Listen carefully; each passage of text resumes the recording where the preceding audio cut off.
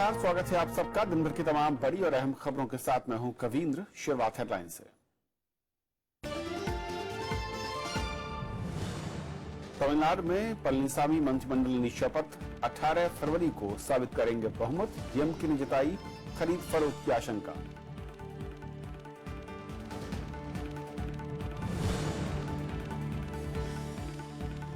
शशिकला के खिलाफ चुनाव आयोग पहुंचा पनीरसेल्वम गुट, महासचिव बनने को बताया अवैध, चुनाव चिन्ह नहीं देने की मांग।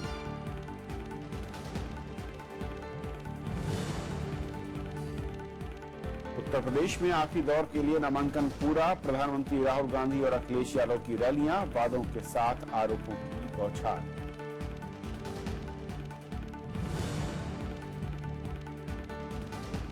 दिल्ली धमाके में तारिक अहमद दार दोषी, कोर्ट ने सुनाई 10 साल की सजा। सबूतों के अभाव में 2 आरोपी बरी, 2005 को हुई थी 67 लोगों की मौत।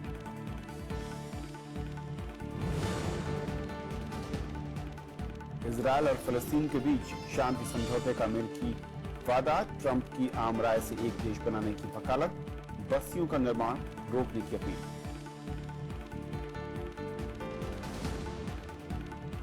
और आइए देखते हैं पहली खबर।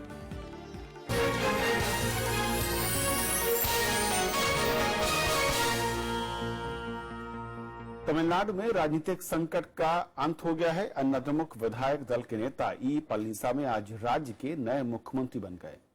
पलनीसामी शशिकला गुट से हैं और वो शनिवार को विधानसभा में बहुमत साबित करेंगे। अन्नाद्रमुक नेता ई पलनीसामी ने गुरुवार को मुख्यमंत्री पद की शपथ ली। राज्यपाल सी विद्यासागर राव ने राजभवन में उन्हें पद और गोपनीयता की शपथ दिलाई।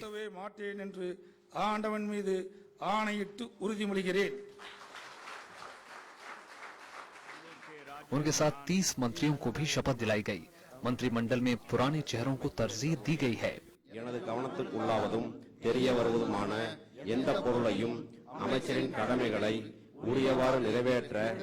इससे पहले गुरुवार दोपहर पलनीसामी राज्यपाल से मिलने पहुंचे। राज्यपाल ने पलनीसामी को सरकार बनाने का न्योता दिया। पलनीसामी को 15 दिन में बहुमत साबित करना है। पलनीसामी के मुख्यमंत्री बनते ही शशिकला गुट के समर्थक जश्न मनाने लगे। Our Honorable Amma's rule will continue and the welfare measures taken by Honorable Amma will be carried out effectively. 234 सदस्यों वाली तमिलनाडु विधानसभा में एआईडीएमके के 134 विधायक हैं। पलनीसामी ने 124 विधायकों के समर्थन का दावा किया है। ये विधायक पिछले 7 दिन से चेन्नई के पास एक रिसोर्ट में रह रहे थे। Therefore, whatever Pallanisammy cannot succeed in misleading the people. The people of Tamil are united. They know very well, and also MLAs are united. Now our government is going to be actually whatever Amma left, that is, we are going to proceed on that. All welfare programs, we are going to implement that. पेशे से किसान पलनीसामी 1980 में राजनीति में आए। वो शुरू से ही जयललिता के समर्थक रहे। वो पहली बार 1989 में सेलम जिले की एडापडी सीट से विधायक बने। 2006 में वो चुनाव हार गए, लेकिन 2011 में उन्होंने जीत के साथ वापसी की। जयललिता के मंत्रिमंडल में वो तीसरे नंबर के मंत्री थे। उनके पास लोक निर्माण जैसा अहम विभाग था। Bureau report, Rajya Sabha TV. पूर्व मुख्यमंत्री पनीरसेल्वम का गुट आज चुनाव आयोग पहुंचा। पनीरसेल्वम ने कहा कि एक परिवार के खिलाफ उनका धर्म युद्ध जारी रहेगा। इस बीच डीएमके ने मौजूदा हालात में विधायकों के खरीद फरोख्त की आशंका भी जताई है। तमिलनाडु की सत्ता हाथ से जाने के बाद पूर्व मुख्यमंत्री ओ पनीरसेल्वम मीडिया के सामने आए। उन्होंने कहा कि वो अन्नाद्रमुक को किसी परिवार के हाथ में जाने से रोकने के लिए संघर्ष जारी रखेंगे। நாம் அனைவரும் ஒன்று கூடி தடுத்து நிறுத்துவோம்। उधर पनीरसेल्वम गुट के नेताओं ने गुरुवार को चुनाव आयोग से मुलाकात की। इन नेताओं ने शशिकला को महासचिव और टीटीवी दिनाकरन को उप महासचिव बनाने के फैसले को अवैध बताया। साथ ही शशिकला गुट को पार्टी चुनाव चिन्ह आवंटित नहीं करने की मांग की। विपक्षी डीएमके ने मुख्यमंत्री पलानीस्वामी को बहुमत साबित करने के लिए 15 दिन का वक्त देने पर आपत्ति जताई है। Given 15 days to prove his majority, which means he is not convinced with the majority. But why 15 days is the question, because so far there was a debate on this. They can give 1 week is enough for that. 124 में से 8 ही लोग अलग होकर पनीर सेल्वम के यहाँ गए तो वो सरकार गिरी, पळनीसामी की सरकार गिरी। तो ये छोटे से बहुमत रखकर क्या सरकार बना पाएंगे? तमिलनाडु में करीब 10 दिन से राजनीतिक संकट चल रहा था। 5 फरवरी को वी.के. शशिकला को अन्ना द्रमुक विधायक दल का नेता चुना गया था। 7 फरवरी को ओ पनीरसेल्वम ने दबाव में मुख्यमंत्री पद से इस्तीफा देने का आरोप लगाया था। बीते मंगलवार को राजनीतिक संकट में नया मोड़ आ गया। सुप्रीम कोर्ट ने आय से अधिक संपत्ति मामले में शशिकला को सजा सुना दी। इसके बाद पलनीस्वामी को अन्ना द्रमुक विधायक दल का नेता चुना गया था। Bureau report, Rajya Sabha TV. और तमिलनाडु के इस पूरे घटनाक्रम पर और बातचीत करने के लिए हमारे साथ स्टूडियो में है गणपति सुब्रमण्यम, ब्यूरो चीफ पोथियाथल मुरई के। गणपति, स्वागत है आपका। जिस तरीके का संकट, राजनीतिक संकट दिख रहा था पलानीसामी के अब सीएम की शपथ लेने के बाद, क्योंकि बहुमत का आंकड़ा जो है ऐसा लगता है कि उनके पक्ष में है, सब कुछ शांत होता दिख रहा है या अभी कुछ बाकी है इसमें? अभी भी बाकी है, जैसा कहते हैं पिक्चर अभी बाकी है। क्योंकि आज भी जो है पदवी ग्रहण होने के बाद भी, नया चीफ मिनिस्टर बनने के बाद भी सारा एमएलए को फिर से वो रिसोर्ट में ले गए, वहीं पर रखा है, सारा मिनिस्टर भी वही है। इसका मतलब उनके मन में कुछ ना कुछ ऐसा आशंका है कि हाँ, कुछ ना कुछ डर है कि ये एमएलए सारे जो है इनके ऊपर भरोसा करना है नहीं करना है। तो इसका मतलब ये है कि कुछ लोग इधर उधर भी हो सकते हैं। तब इसलिए अभी 18 तारीख को जो मीटिंग होगा, असेंबली का सेशन होगा, उसमें फिर ये नया चीफ मिनिस्टर अपना कॉन्फिडेंस मोशन लेके आएंगे, उसमें डिस्कशन होगा। उस टाइम में देखना होगा कि भाई सारे के सारे जो इनके साथ जो सिग्नेचर जो दिए हैं वो इनके साथ वोट कर रहे हैं कि नहीं कर रहे हैं। और दूसरा उसी समय में ये भी देखना होगा, डीएमके तो जरूर अपोजिशन करेगा, तो पर कांग्रेस का साथ लोग हैं वो क्या करते हैं, जो पनीरसेल्वम के साथ अभी जो लोग हैं वो क्या करते हैं। क्योंकि ये भी हो सकता है कि इनके ये नया सरकार के खिलाफ वोट करने से जो पनीरसेल्वम गुट वालों को डिस्क्वालिफिकेशन भी हो सकता है। तो उनको कुछ लोगों को पार्टी से निकाला गया, पर लेकिन वो सही है कि नहीं उसमें भी डिस्प्यूट है। तो इस चक्कर में क्या है कि जो इन्होंने जो बनाया सरकार वो भी एकदम पुराना जो वही सरकार वही बनाया, minus Panneerselvam, minus one minister who is with Panneerselvam. यानी कि असंतोष ना हो, विद्रोह ना हो, इसलिए सभी मिनिस्टर्स को वहां पर शामिल रखा गया है। और ये आगे क्या कदम उठाएंगे, जैसे अभी शशिकला जी जेल गई तो अपने ही रिश्तेदार को अपनी जगह बिठा के गई है कि वो पार्टी का कमांड पूरा संभालेंगे। तो बाद में बहुमत यहाँ हो गया है, सरकार स्टेबल हो गया है, हो सकता है कि भाई फिर से नया मुख्यमंत्री भी लेके आ सकते हैं। जैसे पनीरसेल्वम को हटाने से कहानी शुरू हुई थी, ऐसी दूसरी भी कहानी हो सकती है। जब इनको लगता है कि पूरा कंट्रोल आ गया तब ये अगला कदम उठा सकते हैं। तो इसलिए अभी आगे बहुत कुछ बाकी है। क्या पलानीसामी जो हैं वो भी बहुत खास, मैं कहूं कि कोर टीम के हिस्सा हैं शशिकला गुट के, या फिर जिस तरीके से मौका एक निर्विवाद नेता के तौर पर थे पनीरसेल्वम, उसी तरह से इनको मौका दिया गया है? वही जैसे जयललिता जी ने पनीरसेल्वम को रखा था आगे, जब इनको पिछले टाइम सालों में कुछ परेशानियां आई थी, एक बार जो इनको जो बेंगलुरु में जेल जाना पड़ा, पनीरसेल्वम को रखा है। उसी तरह अभी शशिकला जी बन नहीं पाई, जेल चली गई, तो इसलिए अभी पळनीसामी को बना रहे हैं। लेकिन लोग तो ये कह रहे हैं कि ये पळनीसामी का रेजिग्नेशन भी पहले से लेके रखा होगा, कहीं अगर प्रॉब्लम अगर क्रिएट होता है, दूसरा रिबल बन जाता है सीएम बनने के बाद, तो पहले से तैयारी रखो। हो सकता है कि वो भी सिग्नेचर बिना डेट का पहले से रखा हो। इस तरह का मिसट्रस्ट बहुत ज्यादा हो गया है, दोनों गुट एक दूसरे को ट्रस्ट नहीं करते, और एक ही गुट में जो लोग हैं वो एक दूसरे के ऊपर ट्रस्ट नहीं करते। इसलिए पूरा वोटिंग हो जाए, बहुमत का है या नया पता लग जाए, उसके बाद ही जो है सेटल डाउन होगा। लेकिन जो आपने बात की बहुत अहम है कि एक तो राज्यपाल की ओर से ये कहना क्या बहुमत साबित की, यानी कि उन्हें भी पूरा भरोसा नहीं है कि इस खेमे के साथ संख्या बल है। वापस मुख्यमंत्री का शपथ के साथ पलानीसामी का सभी विधायकों के रिजॉर्ट में रखना, यानी कि सीधे तौर पर अभी भी क्या पनीरसेल्वम खेमा जो है एक आखिरी ताकत लगा सकता है जब बहुमत साबित करने का मौका आएगा, कुछ और लोगों को अपनी तरफ खींचने की कोशिश? जैसे इस पे कई लोग कह रहे थे कि भाई असेंबली का सेशन से पहले एमएलए को अपना अपना कॉन्स्टिट्यूंसी चला जाना चाहिए, तब उनको पब्लिक का राय क्या है वो पता लगेगा। क्योंकि पब्लिक का राय के हिसाब से उन्हें वोट देना चाहिए, अपने राय के हिसाब से नहीं, पार्टी के हाईकमान के राय के हिसाब से नहीं, किसी और के राय के हिसाब से। लेकिन इसी कारण इनको अभी घर जाने नहीं दिया, इनको वापस रिसोर्ट में रखा है। तो रिसॉर्ट में रखने से क्या है, इनके दिमाग में पब्लिक का इंप्रेशन क्या है वो पता ही नहीं क्या लगेगा। पब्लिक का मूड कुछ और दिख रहा है इस वक्त वहां पर? पब्लिक का मूड तो अभी भी अगेंस्ट है। वो कह रहे हैं कि भाई ये तो आप एक तो कभी शशिकला को चीफ मिनिस्टर बना रहे हैं, कभी आप पलनीसामी को चीफ मिनिस्टर बना रहे हैं, जिसको मर्जी बना रहे हैं। पब्लिक ने तो इन सब चीजों के लिए वोट तो नहीं दिया था, तो इसलिए कई सारा नाराजगी है पब्लिक का। तो कुछ कुछ जगह आज थोड़ा बहुत वायलेंस भी हुआ है। ये सारा डाउट अभी क्लियर नहीं हुआ है। लोग पावर की वजह से कुछ लोग वहां टिके हुए हैं, कुछ लोग जो है बंदी बना के रखा है, तो ये आरोप जो ओपनली भी कह चुके हैं। तो इस चक्कर में अभी क्लियर पिक्चर नहीं है।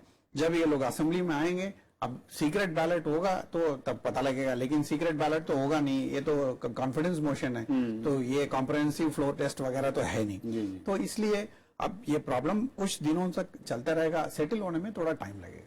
और जो इस वक्त सबसे बड़ी विरोधी पार्टी है, क्योंकि उनका बयान ये आ रहा है कि खरीद फरोख्त हो सकती है, उनका जो रुख है वो क्या मुश्किल में डाल सकता है? अगर मैं कहूं, क्योंकि पार्टी से पन्नीरसेल्वम और उनके साथियों को पहले निष्कासित किया जा सकता है, निष्कासित किया जा चुका है।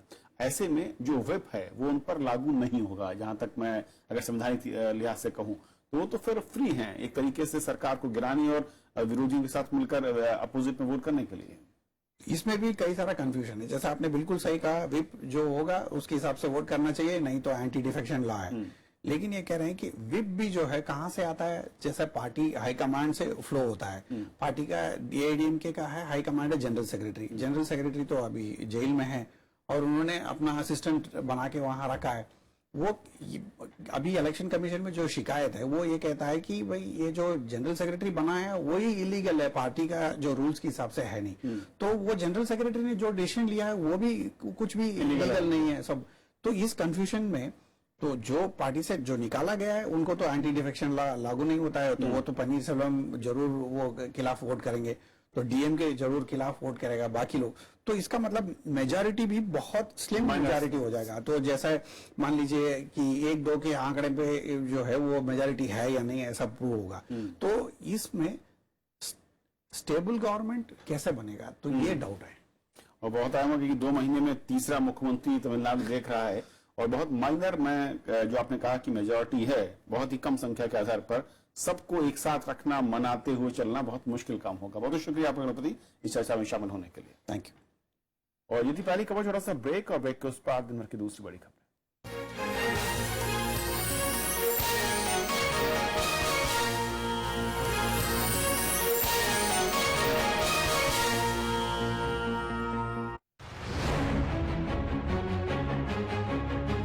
पांच राज्यों में चुनाव का धुआंधार प्रचार। किसकी होगी जीत, किसको मिलेगी हार, कौन होगा विपक्ष में,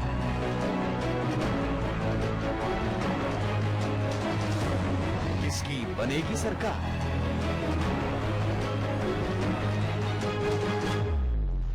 देखिए राज्यसभा टेलीविजन पर पल पल की खबर, लोकतंत्र 2017।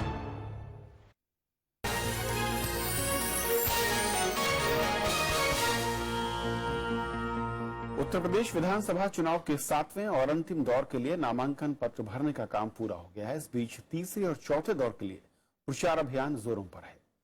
आज प्रधानमंत्री नरेंद्र मोदी ने कई रैलियां की। उन्होंने हरदोई और बाराबंकी में रैली कर विरोधी दलों पर निशाना साधा। प्रधानमंत्री ने सबसे ज्यादा अखिलेश सरकार के काम के दावे पर तंज कसा। प्रधानमंत्री नरेंद्र मोदी ने गुरुवार को हरदोई और बाराबंकी में रैली की। नरेंद्र मोदी ने खराब कानून व्यवस्था को लेकर मुख्यमंत्री अखिलेश यादव पर हमला बोला। अखिलेश के काम और विकास के दावे पर सवाल उठाते हुए उन्होंने कहा कि यूपी में जो भी ऊपर उठने की कोशिश करता है उसे साल भर के भीतर कुचल दिया जाता है। प्रधानमंत्री ने खुद को यूपी का गोद लिया बेटा बताया। चाहे कांग्रेस हो, चाहे सपा हो, चाहे बसपा हो, पूरे उत्तर प्रदेश का विकास कैसे हो, इस पर कभी सोचा नहीं गया। बाराबंकी की रैली में प्रधानमंत्री ने समाजवादी पार्टी कांग्रेस गठबंधन पर तंज कसा। उन्होंने कहा कि उत्तर प्रदेश का विकास सिर्फ बीजेपी सरकार ही कर सकती है। उन्होंने विरोधी दलों पर वोट बैंक की राजनीति करने का आरोप लगाया। प्रधानमंत्री ने कहा कि बगैर यूपी के विकास के देश का सही विकास संभव नहीं। उत्तर प्रदेश के हर कोने में एक भयंकर नफरत का माहौल नजर आ रहा है। तो जरा समय निकाल करके सोचिए कि 5 साल में ऐसा क्या किया आपने कि उत्तर प्रदेश में आपके प्रति इतनी नफरत पैदा हुई है। जरा हिसाब लगाइए। प्रधानमंत्री ने समाजवादी पार्टी सरकार पर किसानों और गरीबों की अनदेखी का आरोप लगाया। उन्होंने कहा कि राज्य में बीजेपी की सरकार बनते ही पहली कैबिनेट बैठक में किसानों की कर्ज माफी का फैसला किया जाएगा। Bureau report, Rajya Sabha TV. इधर कांग्रेस उपाध्यक्ष राहुल गांधी ने भी सीतापुर, हरदोई और उन्नाव में रैली कर केंद्र की बीजेपी सरकार पर आरोपों की झड़ी लगाई। उन्होंने प्रधानमंत्री पर पलटवार करते हुए किसानों के कर्ज माफी की मांग की। नोटबंदी और कालेधन समेत कई मुद्दों पर उन्होंने केंद्र सरकार की आलोचना की।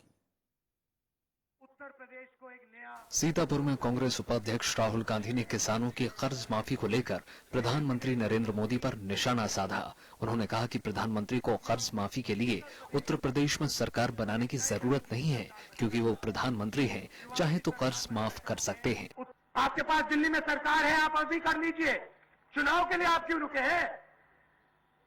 अगर आपको करना ही है, आप हिंदुस्तान के प्रधानमंत्री हो, जाइए कैबिनेट मीटिंग करिए, पूरे हिंदुस्तान का कर्जा माफ कर दीजिए, किसानों को फायदा हो जाएगा। इधर लखनऊ में कांग्रेस के वरिष्ठ नेता गुलाम नबी आजाद ने कहा कि हमारा गठबंधन सांप्रदायिक ताकतों को रोकने के लिए है। उन्होंने दावा किया कि राज्य में अखिलेश यादव के नेतृत्व में सरकार बनेगी।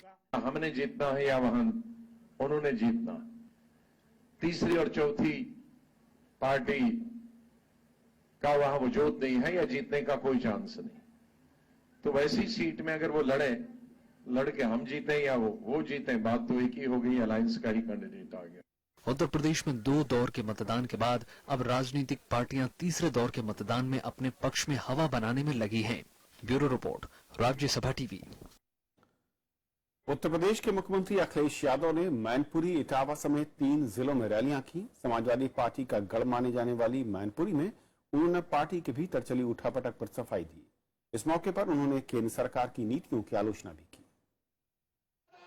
मैनपुरी में मुख्यमंत्री अखिलेश यादव को सुनने बड़ी तादाद में लोग पहुंचे। अखिलेश यादव के निशाने पर केंद्र की बीजेपी सरकार रही। वहीं उन्होंने पार्टी के अंदरूनी खींचतान का जिक्र करते हुए इस पर सफाई दी कि ये राजनीति का रास्ता बहुत टेढ़ा मेढ़ा है, ऊंचा नीचा है और चलते चलते कब खाई आ जाए पता ही नहीं लगता। इसलिए कम से कम कुछ लोगों ने हमें भी राजनीति में परीक्षा लेने की काम किया। बहुत परीक्षा ली उन्होंने हमारी, लेकिन हम उनको कुछ नहीं कहना चाहते। हम किसी को कुछ नहीं कहना चाहते। वो समय और परिस्थितियां थी जिसकी वजह से मुझे ये फैसला लेना पड़ा। अखिलेश यादव ने कहा कि मुलायम सिंह यादव ही पार्टी के नेता हैं। मैनपुरी समाजवादी पार्टी का गढ़ है। ऐसे में पार्टी अध्यक्ष और प्रदेश के मुख्यमंत्री अखिलेश यादव के सामने अपने गढ़ को बचाने की बड़ी चुनौती है। पिछले विधानसभा चुनावों में इस इलाके में पार्टी का प्रदर्शन बहुत अच्छा रहा था। Bureau report, Rajya Sabha TV. BSP अध्यक्ष मायावती ने लखनऊ में प्रेस कॉन्फ्रेंस कर विरोधी दलों के रवैये की निंदा की है। उन्होंने समाजवादी पार्टी और कांग्रेस के गठबंधन को बेअसर बताते हुए राज्य में बीएसपी की सरकार बनने का भरोसा जताया। साथ ही उन्होंने प्रधानमंत्री और बीजेपी के लोगों पर बीएसपी को लेकर गलत बयानबाजी करने के भी आरोप लगाए। बीजेपी के लोकसभा चुनावी वायदों की तरह इस बार विधानसभा के आम चुनाव में भी इनके किए जा रहे वायदों के बहकावे में भी आने वाले नहीं हैं और न ही इनकी किसी भी गलत बयानबाजी के बहकावे में आने वाले हैं। जम्मू कश्मीर की मुख्यमंत्री महबूबा मुफ्ती कल मंत्रिमंडल का विस्तार करेंगी। ये उनकी सरकार का पहला मंत्रिमंडल विस्तार होगा। साथ ही फेरबदल की भी संभावना है। गठबंधन के मुताबिक पीडीपी के मुख्यमंत्री समेत 14 मंत्री होंगे। वहीं सहयोगी दल बीजेपी के 11 है, लेकिन मौजूदा सरकार में पीडीपी के 12 मंत्री हैं और बीजेपी के 11 मंत्री।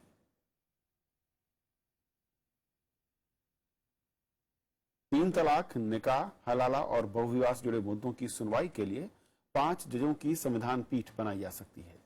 आज मुख्य न्यायाधीश JS खेर की अगुवाई वाली 3 सदस्यीय पीठ ने कहा कि ये सभी मसले काफी महत्वपूर्ण हैं और इनकी अनदेखी नहीं की जा सकती। मुख्य न्यायाधीश ने कहा कि इस मामले में कानूनी पहलुओं पर ही सुनवाई होगी। 30 मार्च को मामले के मुद्दे तय होंगे। कोर्ट ने संबंधित पक्षों की ओर से तैयार मुद्दों को रिकॉर्ड में लेते हुए कहा कि सभी पक्षों के एक एक शब्द पर गौर किया जाएगा। साथ ही सभी पक्षों से अपने अपने मुद्दे लिखित में भी देने को कहा गया है। 11 मई से इस मामले की नियमित सुनवाई होगी। संविधान पीठ बनने पर इन मसलों से जुड़ी सभी याचिकाओं की सुनवाई वहीं पर होगी।